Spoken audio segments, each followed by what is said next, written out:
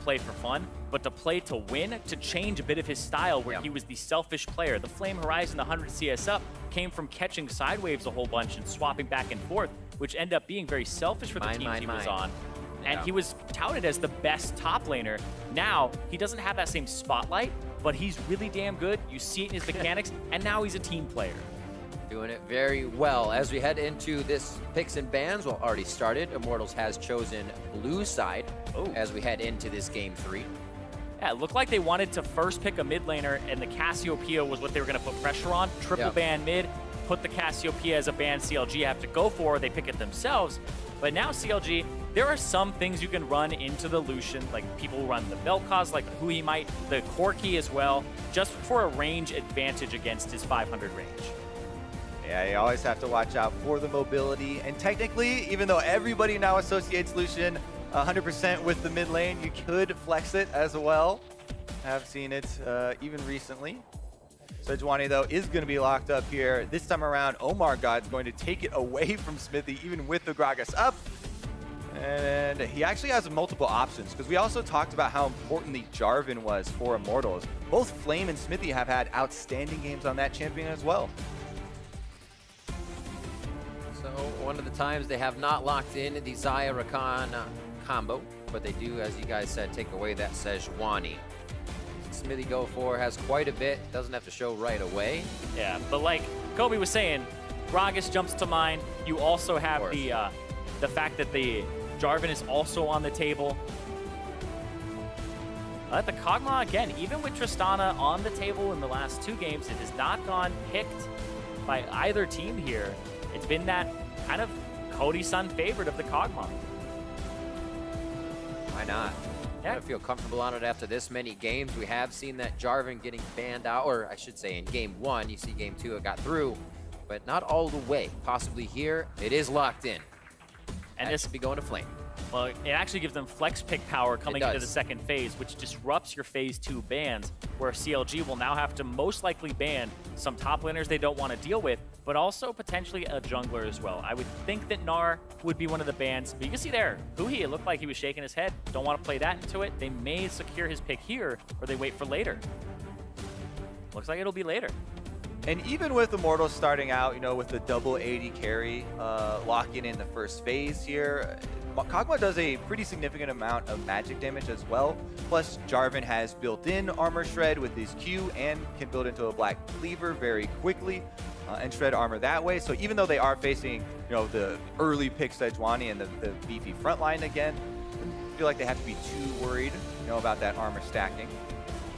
And then some disruption here with the Alistar. Like you said, this has been something big for Olay. Thresh still on the table, though, and that has gone unpicked or banned. Yeah, that means that either the Morgana or the Tahm Kench, which previously CLG had been banning out as counters here to their Xayah Rakan combo, are both going to get through as well for Olay to have some choices. One last ban from Immortals with 8 seconds. What do they decide to keep away from the hands of Counterlogic Gaming? Is it one last mid laner? Could be the Jax. It is the Jax. It seems to be what they've gone with on that last ban as of recently. And now one for Counterlogic Gaming, looking for a top laner, Darshan, unless he is going to be the counter. They know what they're looking at in the mid lane.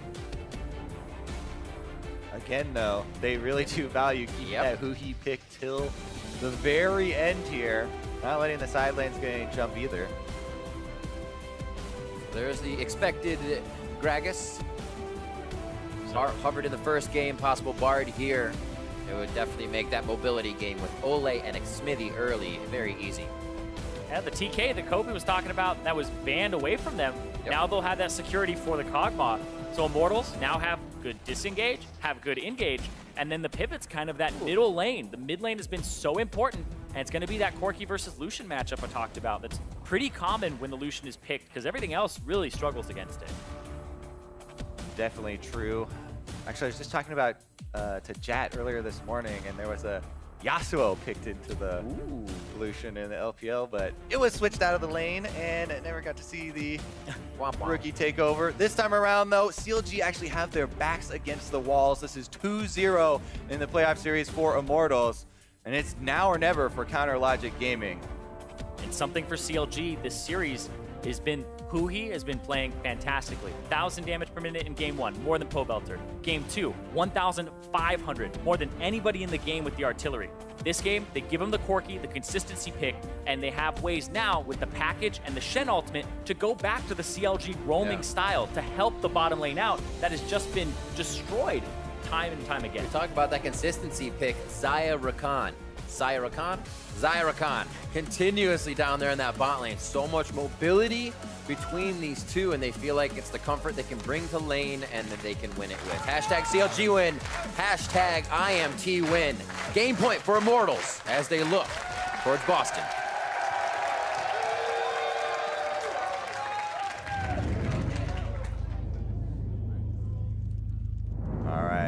Pobelter and Smithy versus their former team. Pobelter blind picks the Lucian. Looking to close it up here. See about the early jungle tracking as well. Smithy now on the Gragas has that early playmaking ability, and him plus Olay in the early game has just been outstanding. So they won't even have to wait for, you know, those late game Tom Kench plays where he's post level 6 and using the Abyssal Voyage. They've been working in concert much earlier on in the game and have been such a big part of those early Immortals leads. And I saw an interview with Olay where he was talking about back when Dardoch was on the team, they both wanted to do different things than the team as a whole. And now Smithy has kind of reined him in. Olay was talking about how it was more of here's a puzzle piece here, here's a puzzle piece here, but was never able to look at the full picture until Smithy came in and said, this is what the grand scheme of this play is, and this is why we do these types of things in the setup. So that jungle support synergy that we talk about a lot was something that was lacking in Immortals, but now it seems in full effect, especially early. Much safer to make those one-off moves when you see the big picture. You're not walking into a tunneled position where your team's going to get taken down. And we've seen that a lot between Smithy and Olay. As soon as Olay can leave, even if Cody's son is buying a cull, he'll still leave the lane and head out. So they have some great synergy there. CLG trying to start things off early. Tag. Lay on the damage. You're it. Darshan's able to find Plan for a little bit of a lead in lane. See if he's able to get off some of that early bullying once again, because they also got a deep ward on the blue buff. So CLG, they can definitely infer that Smithy is starting the classic Raptors into red. And with the bottom lane not showing and being so late, they'll probably also guess that it is one of those very strong pulls on the red. The super leashes, as they used to be called. Yeah, and this ward will actually last until the blue buff is done if he goes straight there as his third camp. But this might be him looking to kind of upset that top side. But they'll spot it. Definitely true. That's where your eyes always are as a jungler. Which lanes are trading early on? The double melees there are usually the ones to go to. Darshan definitely trading super early on with the Shen. But again, he has that ward down. He placed it himself, and he'll know that Smithy's on that side of the map. Meanwhile, on the bottom side, Aphromoo and Stixxay try to do that as well. Right before level 2 hits, they try and activate the Battle Dance in to get themselves a bit of a lead. Both junglers top side of the map. Omar's going to come out of the bush. Level 2 on Sejuani. Flame. Stun. Looking to hold the flag and drag. Cannot get the damage out. Flame goes down, Flash as well as he'll teleport back to lane. Omar able to have a very successful merger up here with Darshan, and the teleports are ready. One thing you have to worry about in top lane is if your wave is pushing, you immediately want to teleport back to it, but the junglers are still present. So they have to watch about repeat ganks. And Sejuani hit that level 3 off of the minion wave, so he's not that level 2 still, has the Q now in the Arctic Assault. Could go back to farming after only doing 2 camps of his jungle. Peekaboo. Will be able to harass a little bit. Great push by Pobelter gives him control of this, and he just gets to place a ward right in the face of, oh my god. Huhi's so low right now as well, so he really can't help too much. Yeah, I love how this game is really putting on display how much junglers work around the current state of their laners. And what a fight. It really is kind of a give and take relationship. Darshan getting the early information for Omar, kind of making that call for him to get up there as well, and really good capitalization this time around for CLG to start off a series almost going completely the opposite direction. They had to start this game off differently than the other two. Yeah, and this is going to be such a strange jungle route as well now that they're focused into, because Pobelter, because he had priority mid, that allowed Omar God to get pushed out, has to go to the bottom side, and Xmithy gets to take his Krugs as well as the Raptors that he smited away. And there's no counter here from Omar. You would typically see the enemy junglers say, all right, I checked the Gragas' CS, he didn't do Raptors, and you'd be able to take him away. They do have a lot of camps over on Smithy's side, but with a recall from Huhi, there's no protection, and Omar God will have to be content with that Scuttle Crab. Maybe we'll get some vision down in the Smithy red quadrant here. Seeing the Raptors. Bottom lane as well is a little bit exposed, but with all summoners available, it looks like they actually are in a decent position. They haven't moved at all on that ward. I think they can predict it. Nothing happened. Flashes up for both. Ole eats. And it quickly just walks that one out nice and safe. I wouldn't say safe, but they're alive. Yeah, I mean, they didn't have to blow any summoners. Yeah, that is key for them. Tom Kench going to try and heal back up as well. Yeah, but what they lose here is Omar God got chunked out by a Cody Sun, and now the wards are going to come down in his jungle from Xmithy. So they get bot side control deep for Immortals. Well, they'll have more information. Also, now it's Smithy who's actually behind the bottom lane there, coming from their own jungle. They do have wards, you know, in the river, as well as Scuttle Crab, but he has a Blast Cone to work with. Looks like he'll take it just to take that Blast Cone, but he heads towards the top side. It's Huhi coming back to lane. Trying to push that one out, so he may get aggressive onto Pobelter. Smithy waiting. And Zyrene, just now, Omar is finding those camps that you're talking about, Smithy counter jungling. He's discovered that he's been had, who he kind of roaming to the side of the lane as well that Omar is on. But this is the time in the game where it becomes hard for Omar to scrounge up experience. And he's having to work off just Scuttle Crabs. Yeah, lucky for him though, the Scuttle Crab is easy take, but hold on. Very nice eat, hard skin over to Ole, but he doesn't have any mana to finish this one off. He's got to be super careful. Flashes are there, and Aphromoo goes forward, but he doesn't have Ignite. He's just trying to give Darshan an entry, and it forces the flash from Cody's Son over the wall. Definitely a necessary double flash up there from the Immortals bottom lane. They burn all of their summoners in the exchange, but Darshan had just used his teleport, so this means Flame on the top side gets to push into the turret and get some CS for himself. Very decent lead over Darshan he has. And he may proxy the next wave just to try to push it out and make sure that he has a better back timer and he can come back with some items. Rotation down to the bot side for Omar God as Darshan finally gets a walk back towards the top side. Looks like he's going to be able to catch this second set of waves, only missing one, but still giving enough to Flame. As he can now rotate out of lane. Here comes more pressure from Xmithy and the rest of the team as Pobelter continuously keeps this mid lane pushed up on Huhi. And we do talk about windows of pressure, you know, in this game. Darshan doesn't have any way of joining, and Flame's teleport is going to come off of cooldown much earlier. So that will give Immortals an opportunity to try and create something on the other side of the map, especially considering how much extra gold Flame has over Darshan. If he gets to go back and purchase, it'll definitely be a very impactful teleport.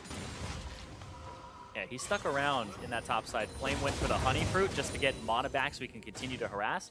And it looked like he had just come back from buying the Tiamat, so he doesn't have too much gold stocked up just yet. But like you said, that purchase will come through, and then the TP will be huge because it's unanswerable. He tags Huhi, able to focus on Pobelter with a few shots, but mainly just relegated to trying to get his minions. Has kept up, but hasn't been able to provide the Huhi pressure around the map that we usually see him giving. Few rotations with Omar God that we saw from the past games. He has kind of just been stuck there in front of Pobelter. Yeah, Pobelter's got the double Doran's Blade by for extra pressure there with the Lucian. Flame gonna exchange a little bit of damage as he runs away from Darshan. They do see Omar God on the control ward now as he passes by that top rush. And this is Pobelter backing with low mana. This may actually be a dive if Huhi can get over here, or at least a blue buff take. Yeah, they have package now, they might. Question mark pings do go down on the mid lane there. They're wondering about Huhi's location. Looks like just that defense will be enough to scare off CLG from going for the dive. Smithy's in tow here, but it would take a long time for Pobelter to get up there, and they're going to at least steal away this blue or attempt to. Yeah, and Pobelter would lose minions to turret if he came over here, so lower variance plays just to pick up the 300 gold waiting for him and minions and keep this Lucian lead. Even though this is looking a lot better in comparison to the last couple games.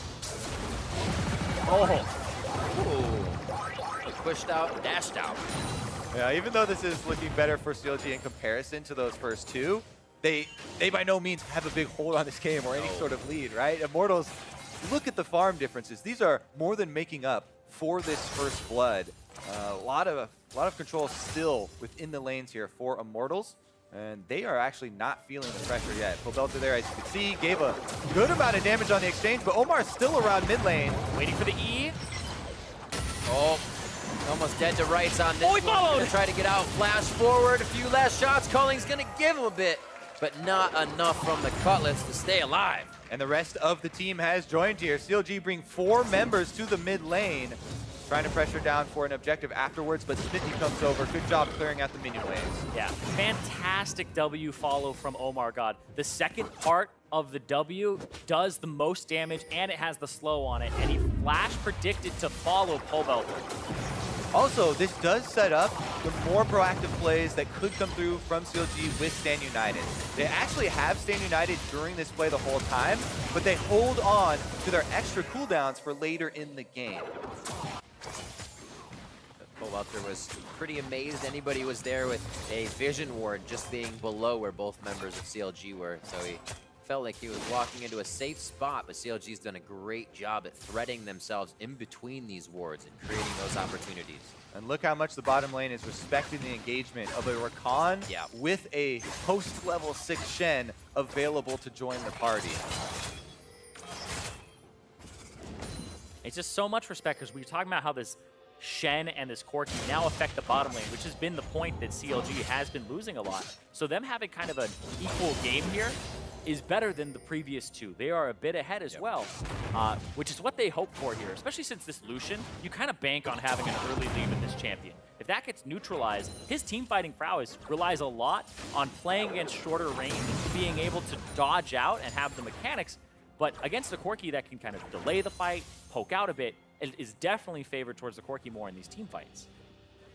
Especially if he can get Who He going. We even saw his Vel'Koz game 3-0-3 as they were getting pushed back. He was still able to put up those numbers, and Corki is a champion where if he can keep himself safe, he can easily carry these fights with the front line he has of, oh my god, and Darshan. Yeah, if CLG have that neutral position, the game is relatively even. Who He has been doing a bit more with the gold that he gets in this series. Another thing we're seeing here is CLG concentrating so much more on the jungle support synergy. You see, this is multiple times here where, again, Aframu and Omar God now actually invading together to try and keep those deep wards in this red quadrant. And it actually does allow them to go a lot more offensive, knowing that they do have the extra shield that could possibly come through. Yeah, 2-on-2 in mid potentially here with Omar God countering. Pobelter went forward, caught him. Why not? Pobelter's taken each fight. Why wouldn't he take one with Xmithie on his back? CLG's very ready for it. Flame just on the side. He's gonna jump out of this, so he holds for now on the ultimate. Good damage onto Omar God. They are just sizing up CLG, not even having to hard commit. There's the commitment when they know they can finish the fight. Pobelter picking up more. Here comes Stixay and Aframu to try to save the day, but not enough challengers approach the fight. 3 down for CLG means they have to retreat. Oh, no, they don't get a chance to retreat. Xmithie with a double tank on the turret. Denies aggro as it goes back to the minions. And Immortals are pushing the limits a little bit now. It's almost like clockwork. Immortals, 12.5 minutes into the game, another player around mid lane, and they say, yes, we see you on this ward, Omar God. You may have Shen, but we have Tahm Kench. The Abyssal Voyage does come through. The bottom lane comes first. Look at that ward right there. Omar is sitting on it the entire time. So even though Pobelter does get hit with the Sejuani ultimate, what a disengage there from Smithy. Gets the Shen so far away that once Darshan comes in, he misses the taunt. He's just walking around there in the midfield, and Immortals with a very, very precise collapse. It's a faster collapse. CLG did not disengage, and Flame was already on his way. He got there very quickly, almost matched the Stand United in terms of the roam timing, and was right on point for that. And something that's been happening in this game is the Alistar ban and the Tahm Kench pickup has made it so that the pressure of Olay has not been that roaming and kind of placing wards near mid lane, it's not that same pressure. He's been under turret because of the Xayah and Rakan. This was where he got to get a little more active and had the Tahm Kench come through. So they were biding their time for these types of moments. Great Abyssal Voyage as well to clear that river distance and get to the fight as soon as possible. Package now for Huhi. Got him.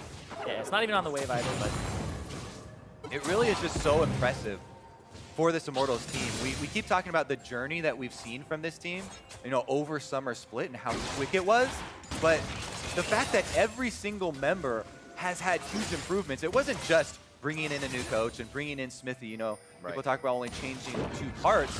The improvements in the coordination from Ole, you know, from Flame, it just looks so clean from them that those are actually the types of plays that we've come to expect from this team and what got them to this place. And you think back to spring, Cody-san near the end started playing a bit better, but then came into summer and got that #2 All-Pro team spot. And the recognition, and with this, it's Smithy.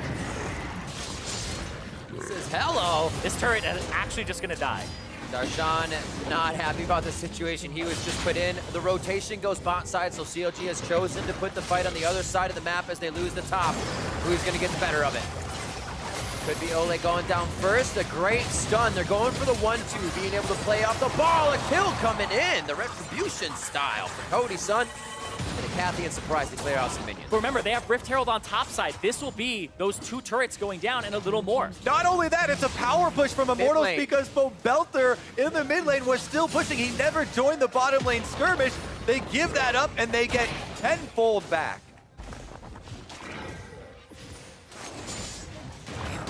Very interesting stuff from Immortals, planning more than one thing ahead of time. And even if something went wrong there, they get 1 or 2 opposed to what they lost. It's that big picture, right? Ole getting dove alongside Cody-san 4v2. They can force other parts of the map. Yeah. He's gonna die. Sure, you may want to roam here to help and try to survive, but you end up getting more gold from these turrets. That's a 3-for-1 in turret trades. There actually was a blue question mark that went down on Bo Belter during the bottom dive as well, but he was able to push up. They get plenty in back for it. CLG now are going to get back out onto the field first, so they claim the Cloud Drake. Definitely seems like a bit of the scraps, though, as Immortals very happy to have that early game gold lead once again in their hands. They have been able to utilize it fairly effectively so far. Still have 3 minutes to that 20-minute mark. Game 1 was a 61 gold lead for Immortals. Game 2, a 6,000 gold lead for Immortals. And now CLG's been able to close that one ever so slightly here. As I said, they still got some time, and they could put themselves in the lead here with the confidence they've been showing. It's still Immortals, though, with the consistent gold advantages on a team that has a Cosmo. So when this hits that mid-late game, the range disparity, the team fighting is typically favored in Immortals' side. And they can continue to force at that point. And if you look at it, again, kind of hard mode has been to look at it from CLG's perspective to see what they can try and do to reverse this series. It would be a lot of eyes on Aframu to start off these plays once again. If you think back to game number 1, the plays where CLG were getting back into the game, was a lot of his recon initiations and then follow-up from the rest of the squad. But again, with what we've seen so far, it just feels like Immortals really got a very similar stranglehold on this game. Everything focusing down bottom now. Looks like Huhi's going to have to come from base, but CLG setting up their defense. I definitely agree with you, Kobe. Seeing an Aframu go in with Darshan on a stand united, and then the safety of Omar God behind him. Easier said than done, and CLG is looking for that opening right now. Darshan on the top side, pruning out the waves, keep things safe so they don't just get pushed in on all fronts, as the rest of the team holds strong on the bot side. And when I'm talking about these gold advantages, Darshan, first item, Titanic Hydro. If he joins this fight, he's just going to get shredded. And look at this. Smithy, bad spot here. A nice hit, and they go instantly for Flame. That split push that could be happening gets taken out immediately. CLG may have some room to play with. How much can CLG chase on this one? Immortals are trying to get the turret on their way out, but that might have delayed them a bit too long. Sean flashed on. If he can get to that back line, he sees Cody-san. Bo Belter is in his face. What's his first target? And he's going to walk it in as far as he can go. Belly slammed right out of it. Smithy stops Darshan in his tracks, but they do lose Ole. It's still the very long chase here, and Darshan did a great job clearing out waves on the top side, so CLG has that room to play with now. Little bit of room to breathe and just slow it down a bit. Take this Kog'Maw a little bit back and say, all right, let's make sure that we can scale and get that Corki to 2-3 items. Now, Immortals are actually trying to keep them out on the field so that they can again push up the minions. They still actually want this outer turret. Yeah. It's very low, and they do have the Kog'Maw pushing in the minions, but it looks like CLG are only going to leave Stixxay there to deal with it. All right, Aphromu's there. They got the backup. So CLG holds off once again. A very scattered entry here from Immortals after knowing kind of where everybody was. It's Poe going to end. Another fight coming up. Pobelter gets caught in mid. Flames flash in the last fight. Pobelter's flash in this fight. And what's going to happen here for CLG? They all just kind of came back from being out on the map. I don't feel like they get much except for Baron control. Yeah, they're going to take whatever they can get at this point, though. CLG, picking up a couple of straggler kills right now is definitely necessary, and they're going to need to put some vision down afterwards. Ooh. Oh, Flame! Flame's been destroying. He is 60 CS up. He's got a very large gold advantage over Darshan. It's almost 2,000 at this point. And so this lane disparity has been a power point for Immortals. They do need to refocus now, though, because, as we said, they've been giving away quite a few of these straggler kills, and they're... While not too worried, as you said, Darine, they're not getting big objectives losses afterwards. Still have to be very cautious about that. Yeah, so far this has been CLG with those good picks, and then Immortals just having the better macro play and the better timing of the fight. Right now, if you continue to have those types of fights with less objectives for Immortals to really take like those outer and inner turrets, since there's only 2 left of those, now you lose something like that, the Baron's on the table. It's much harder to start getting those thousands of gold advantages unless you have these fights. The initiation coming from wards, not too far placed up here for CLG, so it's a lot of very, very dark play behind the turrets. Pobelter going down very low but lives. That's Ole saving his life. He gets spit out immediately and is still the primary target. Oh my god, not getting enough on! He lives through it with the calling. The turret still stands as CLG didn't have a target to hit. Darshan going down next, and Immortals once again. They're gonna follow. Dance it out. Abyssal Voyage coming through. Ole's there. Stixxay immediately. Stixxay's his target, but Stixxay's going down after the Feather Storm. And that is exactly what happens as Immortals rain down on CLG. The Tahm Kench comes up huge. I thought Pobelter had been deleted there by that Aphromu initiation, but it was not so. Ole is there for the save. Ole was there for the chase, and Immortals are gonna be there at the Baron 22 minutes in. That's exactly what they need as well. With the advantages that they have, the side lane split push of the Jarvan and the Lucian that was about to get rubber banded back on ends up living here. This is what we gotta watch. Keep your eyes on the Tahm Kench. He flashes into the knockup actually, but the knockup ends in time for him to get the Devour off. And then Pobelter escapes barely, even though Omar is able to follow. There's no damage on the Sejuani, and CLG find themselves too far past the turret. And that was that heal from Cody's son to help him out. The ultimate from Sejuani got devoured, and man, I was watching, how in the hell did he live? Because it was huge. The culling also coming up big after as well. Right back onto Dragon. Look at the damage numbers across the board. Comparable in different spots, but both teams have those powerhouses, and they are going to be using them throughout the game. Right now, again, we look at Cody's son. Continue finalizing these fights with even more safety from Ole now. And now it just feels like Immortals, when you think about them, it's not that one-star player. You have these team players. Ole is kind of the closest you get here, but then everybody can step up at different times. Cody's son in his second split, not showing nerves in his first playoff match. And then Flame, somebody who was a little washed up, But look at that. Absolutely deleted. CLG is now hesitating and not regarding the pressure and power that Immortals can bring to the table. They're going straight past the turret, for in the base, looking to turn it to shambles. The calling comes through from Pobelter as they're able to enter from different lanes at the same time here. 23 minutes in. Immortals looking to put their stamp on this game and this entire series. Baroned up with the extra kill here, taking down CLG inhibitors already. They're looking for something. What did they got? Yeah, they're staying as they're poking. They're looking for more damage. Sticks stay low. Featherstorm, and he hits the ground and may go down. Xmitty looking for the body slam. Aframu puts himself in between as the meat shield, and now they hold off. Another turret to fight under. Yes, please, says Immortals, as they continue to go for members of CLG. Who he's the next challenger, but Smithy's happy to take on it. How many quarters do they have? Another one into the machine. Stixay's trying his damnedest to stay alive. He doesn't even have time to go back to heal before he cleans out the minions. Flame very, very low as they have to start considering how long they can stay to give up the rest of the map. They have minions piling in on each side now. Flame has just been doing a fantastic job this game. The CS advantage, the fact that he got ganked early and then Darshan's TP to the bot really got Flame ahead. You see highest KP on the team. He has been doing work. I'm loving these flag and drags in too. How good this must feel for Pobelter. He was on the Immortal squad with Uni, with Reignover, and the playoffs haunted him. Yep. But right now, they are owning the playoffs, making it their own.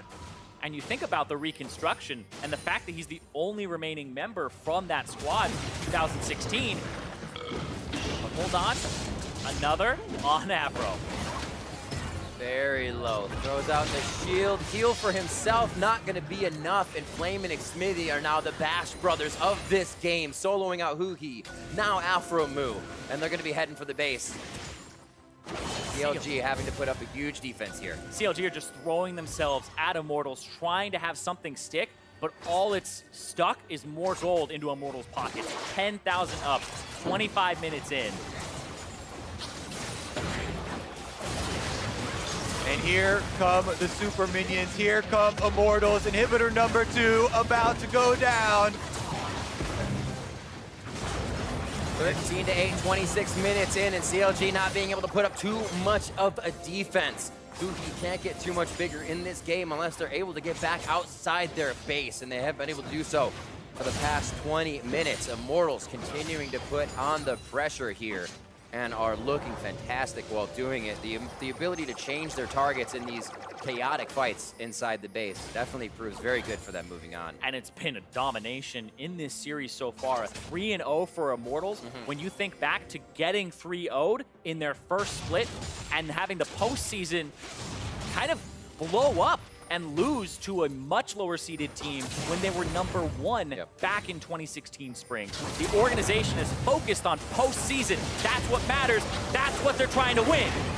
Pobelter getting himself in a very dangerous situation. Abyssal Voyage comes over the teleport as well from Flame.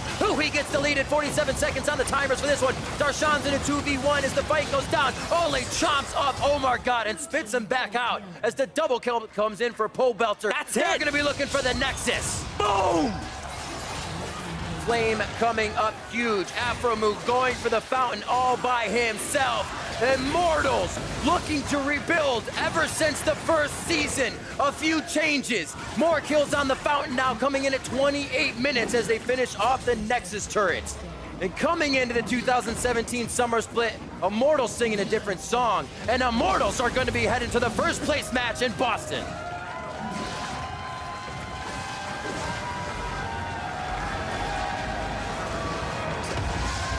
We started the year saying, who got the better trade? Immortals are going to the finals. And they had fun the whole time doing it as well. They took their time, taking down that Nexus, finding their kills, but they also knew what they were doing the whole time, it seemed. What a strong performance. Hardly any hesitation here from this Immortal squad. Great to see those smiles on their faces. The teamwork definitely on display today. Well-deserved victory here. Immortals 3-0, heading strong into the finals. and a well-oiled machine. That teamwork you're talking about just keeps popping up for them. You think one member in a game is going to start dominating the series off of their Game 1 performance. Game 2, they drop the ball at all, somebody else picks it up. And in Game 3, it was Cody-san and Flame. When before, we were looking at Xmithie, we were looking at Pobelter and Ole. Overall, this team shows why they were tied for first at the end of the split. CLG as well, trying to overcome a lot of tough things at the end of the split, having to change out and then kind of resync a new jungler going up against teams like Immortals. XCG showing up. Yeah, you gotta do. Support the team. Obviously, Immortals extremely happy about this. And Pobelter has been waiting as the mid laner of this team to get another chance at that trophy. Tons of respect between these guys. A lot of ex-CLG members there. Definitely sharing the love. And the first time since GGU in the first split will have a different team in the finals that isn't TSM. What about two? CLG or TSM C9. Dignitas tomorrow, boys. True. So it could be very, very different. Immortal could find themselves facing off against either of those two, but I'm sure TSM and Dig are also prepping for one game, but also realizing they might have to play these guys.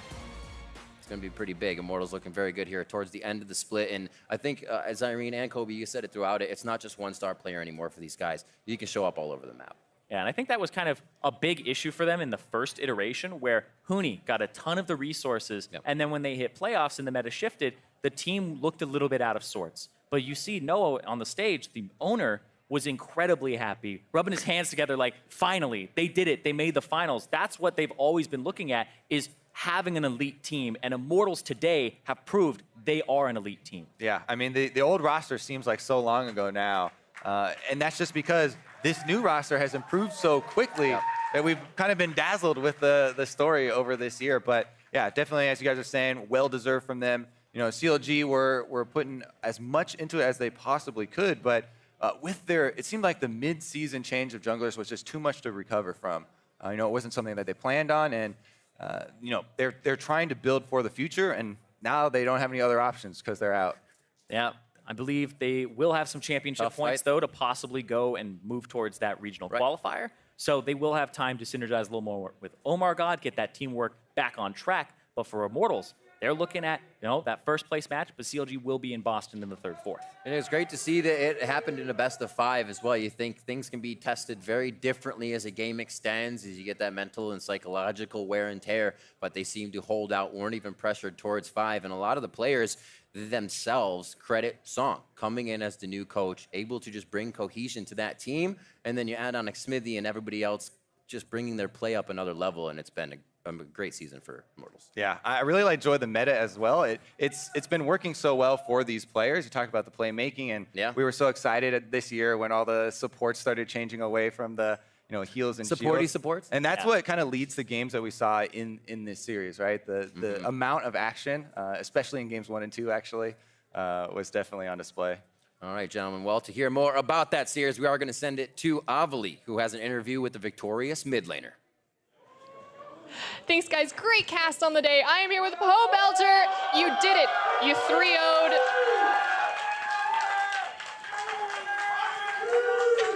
Let the applause rain in. You have definitely earned it. 3-0'd your previous organization. And I want to ask your Cassiopeia play. Oh my gosh, game 1, game 2, completely dominating the mid lane, especially when so many bans were focused around CLG's mid. What's your history with this champion, and why did you show it today? Well, I haven't played much Cassiopeia before this split, but it just seems like a really strong pick right now because it has really good objective control, and also it's really good at killing mega tanks like, 8,000 HP Cho'Gath, just trying to mow down your team. And then I think the reason why I played so well was because I got 2 really favorable matchups, in lane at least. Victor can't really handle Cassiopeia that well in my experience, and Vel'Koz just gets really pushed around before he can get items. So I think because of that, I was able to have a really good performance. You had an excellent performance, and I want to say you had someone helping you out. Ole, so many roams into the mid lane. How do you coordinate these roams, and has he affected your playstyle? Well, if I feel like we can get something done mid, I'll usually just call like, hey, can anyone come mid? I'll call everyone, I'll call Flame, I'll call Ole, I'll call Jake, just anyone. And then actually, yeah, there was this one really crucial moment where I just all-in Victor by myself the first game, and then I kind of spaghettied, and I thought I had heal, but I had cleanse, and then I just like burned both my sums, and I thought I was gonna die. And then Ole was just like suddenly there. He was like, Eugene, I'm here. And then he flash comboed, and then we got the kill and I got out. So yeah, I mean, Ole just has really good intuition when it comes to things like that. And so, yeah, honestly, I guess it could be better coordinated. Like I could actually be like, hey, Ole, let's come and do this, because I didn't even realize he was there, but I'm really thankful that he was there. I love the team telepathy. You got everything under control. Now I want to ask, Immortals in the playoff or postseason has struggled just a little bit, but this year, what has changed? Well, if we compare it to the Immortals from last year, it's totally different. You know, I'm the only remaining member from last year, and so we have 4 different players, and then also a new coach. So it's not as if like the curse stays with the org or anything. It was maybe just like that specific set of players we had, you know, with the coaching staff that made it so maybe we didn't perform that well. But you know, this time around, it's really different. And actually, I was getting kind of nervous because we picked Lucian for Game 3, and there's some history with that champion and IMT in playoffs, but luckily, we were able to come out with the win, so I'm really thankful for that. All right, well, you go to Boston. You're in the finals next week. Who do you think you're going to play against? It doesn't matter, because we can beat both of them. There you go. You heard it here. Immortals, he thinks he's going to take it. I wish you the best of luck. Thank you so much for talking with us, and we're going to throw it on over to our friends at the desk. Thank you very much, Avali. It doesn't matter because we'll beat either of them. I mean, after a 3-0 series here in the semifinals against CLG with the games getting progressively more dominant, I'd say Immortals should be moving into the finals next week in a very confident fashion. Yeah, I mean, we haven't seen TSM yet, but at least this performance out of Immortals was dominating, like you said. First game, some jitters potentially. A lot of these guys, their first playoff together as a team, and then once they ironed those out, there was nothing it seemed like CLG could do. Yeah, first picking the Lucian, very confident move in the final game. Who he didn't actually have a good answer for it. They waited all the way to the last pick, and then you can argue whether or not Corki would be a good pick into that. Lucian's definitely a little favorite in lane. So they did a great job just building their confidence and crushing CLG throughout the series. It felt like they had a really good game plan overall. Just kind of isolate top lane into tanks as best you can, secure Pobelter a winning matchup, and then your bot and jungle are so superior to their counterparts that they'll eventually make plays to win you the game, and just make sure things don't get out of control before then. Right, we'll go broad strokes in just a minute, but I do want to take a look at one more team fight here from our series today. 21-30 into the game. Immortals 5 for 1 in the mid lane here. Yeah, and this is the one that decided the series. It looked like CLG had that good initiation, but Ole keeps Pobelter alive, spits him out dashes, and then CLG at that point overchases when they may have already overchased. And it gets so much worse after the explosive cast comes through from Gragas. This was pretty much disaster because they still had a chance up until this fight. Yeah, Ole saves him at the start of the fight, and then they transport Kog'Maw to the backline to cut off the escape at the end of the fight, getting them those last couple kills so they can grab that Baron. Yep.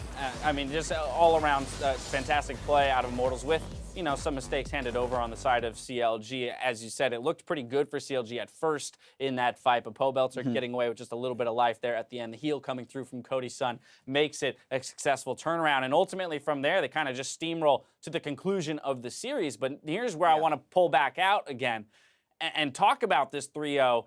But in the context of the year, the journey that this roster has gone through from I Am Youngie, right, all the way back in fall of last year to spring split, 7th place finish, not even making it into the playoffs, and then finishing second regular season, getting their bye here, and going further now, officially further than the previous roster, the dominant 17-1 Huni and Reignover roster of last year. This is now the best Immortals roster ever. And the arc from Cody's son being a rookie and Ole being this guy who played in Brazil in the LMS to now us just easily saying like it's a write-off, oh yeah, they were the superior bottom lane, so they played around that. Against Afromu and Stixxay, who finished second at MSI a year and a half ago. That distance in time is a pretty crazy transformation. I think it's the kind of thing where you just have to tip your cap to all the players and the coaching staff for working hard and improving, ironing out the problems that they had in spring split as best they could, and then once they found something that worked, riding with the momentum. Right, I mean, you heard Pobelter talking about it there in the post-game interview, just this idea that, you know, everything on the team changed except for him. And so while, yes, we keep referring to a lot of the curses, the old Immortals, for them it is about establishing this new identity, right? That this roster, that this methodology and coaching and everything is going to be more successful, and that this is just the beginning of good and better things for this organization. And what's important for them is that they're not done yet, right? Pobelter eyes towards finals. They still want to win North American LCS. They still don't have a spot at Worlds. Those have been their aspirations for a while. So they've come a long way, and this is just more confirmation that what they're doing is working. Right. It's important to note that because of championship points, or rather the lack of getting any championship points in spring, demands that they either win finals here or compete through the gauntlet in the case of TSM, picking up more championship points. We'll get into that through the end of the day. We had a very bloody series between these two teams. We'd like to recognize one player who was crucial in finding that win for Immortals. So today's player of the series is being awarded to Olay. I don't think this is going to surprise too many people in terms of the playmaking that he's able to pull through. I mean, just on the Alistar pick, able to frontline so well, found so many good engages. And one of the most important things when you're frontlining is knowing when to get out. And there was almost never a time where he went down unnecessarily. And then when he did go down, it was because he was securing those last couple kills for his team. Great performance, had to get the Alistar ban off him, didn't miss a beat, right onto the top 10. Yeah, great performance by Pobelter as well. The Cassiopeia 2 games and the Lucian in the third. But Olay, along with Xmithy, have been the facilitators for this team. And so many times Olay makes those insane roam plays while still keeping control of Cody's son and helping him out in that lane. So he adds more to the map than pretty much any other support in the league, and he did it again today. I mean, Pobelter definitely the runner-up if you're looking for one here in this series, but across the board, everyone on Immortals to some degree played well. I mean, I know in game one we're looking at Xmithy as kind of a lackluster performance there, but he stepped up. Flame-building CS leads, even while being focused in terms of ganks. We had Cody's son, Kog'Maw, all 3 games. Different build, all 3 games. Got to mix it up, man. And that's one of those things where, like, in the losing game, like, series, you build 3 different builds on Kog'Maw, people scratch their head, but every single time you could find some justification, whether it was due to his own team comp or what he was playing against. Yeah, no, it was really exciting to watch, you know, kind of him figure it out, feel it out based on, you know, the state of the game, but also, you know, for him to be able to, again, in his rookie split, or rookie season, rather, I should say, being here on the playoff stage for the first time as they missed it in spring. We talk about Omar God having to live up to some expectation. This is another guy who hadn't played in the best of 5 series in the postseason yet, and he does it with, you know, pretty, again, dominant fashion. Yeah, and this team's mindset is in the right place, I think. They have a certain swagger about them at this point. Xmithy is very confident, and I feel like that confidence has transferred to the rest of the team. After the game 1, 2, or 3 win, they were never even super ecstatic because they expected to win. So they just took care of business today, and it's been a very confident team. All right, well, with their win today, Immortals will be attending the finals at the TD Garden. You can still catch CLG in Boston for that 3rd place match on Saturday, but the matter of who they are facing comes down to our match tomorrow, TSM versus Dignitas. So let's take a second to preview that matchup tomorrow, our 1 seed versus our 5 seed, but Dignitas taking down Cloud9 just a week ago are looking strong. Yeah, I mean, they seem to have a very set play style on how they want to move around the game. You saw in some interviews with Someday and Shrimp, they're saying the coaching staff has a large influence on how they want to play the game. Very clear objective focus, probably the best team in the league right now around Baron. And then against a team like TSM, not particularly fast, that means that you have more opportunities around those objectives. So you could see Dignitas making this a pretty close series. I mean, Adrian had strong words in his you know, post-series interview around the fact that they're confident going up against TSM, not only the team as a whole, but the bot lane duo. Yeah, I'm really excited for the bottom lane versus the bottom lane. Doublelift Biofrost versus Alltech and Adrian, who are kind of a new powerhouse. We keep talking about these duo lanes showing up, but we're in a very carry-focused meta. Yeah. The mid lane and AD carry are very pivotal as far as these games go, and a lot of times the top laners end up just kind of splitting farms. So Someday versus Hanser, there are ways that can tilt. We have seen in other regions top laners still being able to carry, but the default has seemed to be the carry position. So right. Well, I mean, they're still picking Jace in Korea, and we're not picking it over here. So we tried the Jax. We tried the Jax. We did try the Jax to no avail. But yeah, but very much that mid lane matchup, as you speak about it, we heard from Pobelter, Cassiopeia being a very important pick throughout this series here today in that League of Tanks when there are front lines to shred. Whose hands is that going to fall into, or do these teams find a different way to work around that tomorrow? That's for us to find out, though, when the series arrives. Now, as the games in the semifinals continue to deliver, make sure you're making your plans to join us in Boston. Tickets to our finals weekend at the TD Garden are still available, and the teams need you there to bring the noise for Saturday and Sunday's matches. Hit us up at LOL Esports to join us for the as we crown the summer champions. That's going to do it for us here. So on behalf of myself, the casters, and the entire live broadcast crew, thank you for watching, and we'll see you tomorrow.